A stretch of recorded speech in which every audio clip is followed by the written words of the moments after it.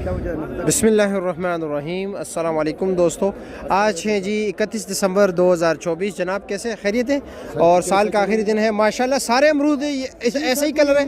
हाँ ऐसे ही कलर है या नहीं, यक्का दुक्का केस में? अच्छा चलो दिखाए, काट के दिखाए जी, बिस्मिल्लाह करें। आप इतना जो है ना, चलो जी ये हमारे लिए ये काट लो ना, ये सर जी ऐसे खाएगा आपको स्वाद अच्छा ना आए तो मजा। चलो जी, इसका रेट क्या है? टोकरी का क्या रेट है? 1200 का। वजन कितना है? ये 13 किलो अमरूद है जी। 13 किलो अमरूद है। तो ये अच्छा आपका 1050 रुपया लग जाएगा। ठीक, 1050 रुपये। ठीक हो जनाब। आप क्या रेट चला रहे हो? 1100। वजन 14 किलो पक्का।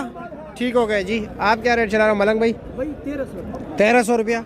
अच्छा, और वजन 14 किलो पक्का। ये अमरूद है वही, बहुत ही छोटा है लेकिन बहुत ही मीठा है जी। एक रेट कितना का है? 500।